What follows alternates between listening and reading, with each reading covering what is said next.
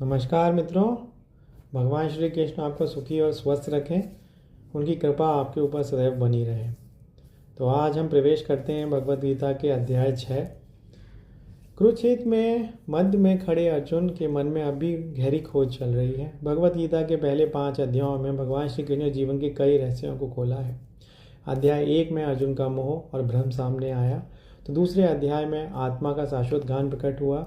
अध्याय 3 में कर्मियों का मार्ग बताया गया, कर्म करते हुए भी मुक्त कैसे रहा जाए। अध्याय 4 में ज्ञान और दिव्य अवतार का रहस्य समझाया गया। अध्याय 5 में यह स्पष्ट हुआ कि सच्चा संन्यास कर्म छोड़ना नहीं बल्कि अहंकार छोड़ना है। अब प्रश्न और गहरा हो जाता है, यदि मन ही अशांत है, यदि भीतर ही संघर्ष है, तो ज्ञान और कर्म दोनों स्थिर कैसे रहेंगे। यहीं से प्रारंभ होता है अध्याय 6, ध्यान, जिसे हम ध्यान योग के नाम से जानते हैं। यह अध्याय केवल दर्शन नहीं बल्कि मनुष्य के भीतर उतरने का मार्ग है। यहाँ से गीता बाहरी युद्ध से अधिक भीतरी युद्ध की ओर मुड़ती है। अब हम इस अध्याय को 6 भागों में समझेंगे। अध्याय 6 भाग 1, सच्चा सन्यासी और सच्चा योगी। अध्याय की शुरुआत में भगवान श्री कृष्ण एक बहुत महत्वपूर्ण भ्रम को दूर करते हैं। अक्सर लोग समझते हैं कि सन्यास का अर्थ है संसार छोड़ देना, कर्म छोड़ देना, परिवार छोड़ देना या जंगल में जाकर साधना करना। परंतु भगवान श्री कृष्ण ऐसे इस धारणा को तुरंत बदल देते हैं। वे कहते हैं जो व्यक्ति कर्म के फल पर आश्रित हुए बिना कर्तव्य करता है वही सच्चा सन्यासी और वही सच्चा योगी है। यह एक अत्यंत गहरा वाक्य है, क्योंकि सामान्यतः मनुष्य कर्म 2 कारणों से करता है, या तो फल पाने के लिए, दूसरा पहचान या प्रशंसा पाने के लिए। लेकिन जब कोई व्यक्ति केवल इसलिए कर्म करता है क्योंकि वह धर्म है, कर्तव्य है, तब वह भीतर से स्वतंत्र हो जाता है। भगवान श्री कृष्ण स्पष्ट कहते हैं कि केवल अग्नि त्याग देने से या कर्म छोड़ देने से कोई सन्यासी नहीं बन जाता। सन्यास का वास्तविक अर्थ है आसक्ति का त्याग। यदि कोई व्यक्ति बाहर से साधु दिखाई दे पर भीतर इच्छाएं भरी हों तो वह अभी भी बंधा हुआ है। यदि कोई व्यक्ति संसार में रहते हुए भी निष्काम भाव से कर्म कर रहा है तो वह वास्तव में योगी है। यही कारण है कि गीता का मार्ग भागने का मार्ग नहीं है, जीवन के बीच में जगाने का मार्ग है। भगवान श्री कृष्ण आगे कहते हैं कि जिसे लोग सन्यास कहते हैं वही वास्तव में योग है। क्यों? क्योंकि जब मनुष्य अपनी इच्छाओं से संचलित होता है तब तक उसका मन स्थिर नहीं हो सकता, और जब तक मन स्थिर नहीं है तब तक ध्यान संभव नहीं है।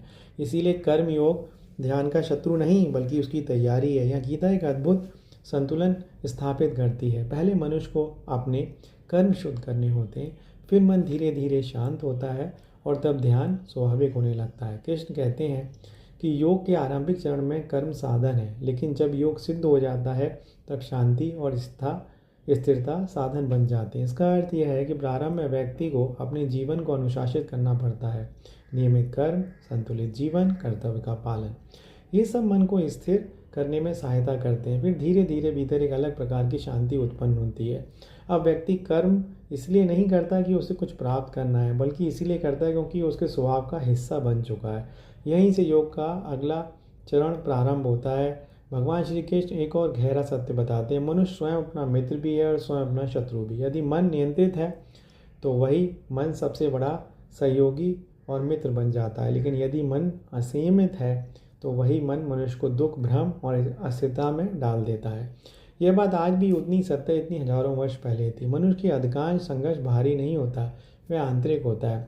कभी इच्छाएं खींचती हैं, कभी भय रोकता है, कभी आलस पकड़ लेता है, कभी क्रोध दिशा बदल देता है। यही भीतर के युद्ध है। भगवान श्री कृष्ण कहते हैं कि जिसने अपने मन को जीत लिया उसके लिए मन से बड़ा मित्र कोई नहीं। ऐसा व्यक्ति शांति में रहता है, उसकी बुद्धि स्थिर होती है और परिस्थितियाँ उसे अधिक विचलित नहीं कर पाती। लेकिन जिसने मन को नहीं जीता उसके लिए मन शत्रु जैसा हो जाता है। ऐसा व्यक्ति छोटी छोटी बातों में भी परेशान हो जाता है। उसकी खुशी बाहरी परिस्थितियों पर निर्भर रहती है। इसलिए अध्याय 6 की शुरुआत ही एक महत्वपूर्ण दिशा देती है। योग बाहर से नहीं शुरू होता, योग भीतर से शुरू होता है। कर्म योग ने हमें सिखाया था कि कर्म कैसे करना है। अब ध्यान योग हमें सिखाया कि मन के साथ कैसे जीना है। यहाँ एक और गहरी बात छिपी हुई है। भगवान श्री कृष्ण अर्जुन को केवल ध्यान करने का तरीका नहीं सिखा रहे, वे उसे जीवन जीने की कला सिखा रहे हैं।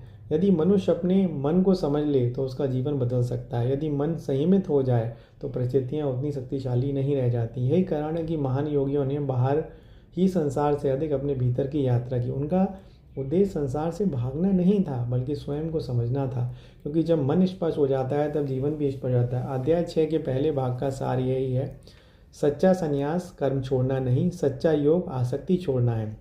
मनुष्य स्वयं अपना मित्र और शत्रु दोनों है। मन को जीतना ही योग की शुरुआत है। यहाँ से गीता हमें धीरे धीरे ध्यान की गहराइयों की ओर ले जाती है। अगले भाग में भगवान श्री कृष्ण बताएंगे कि योगी का मन कैसा होता है और वह संसार में रहते हुए भी संतुलित कैसे रहता है। जय श्री कृष्णा दोस्तों।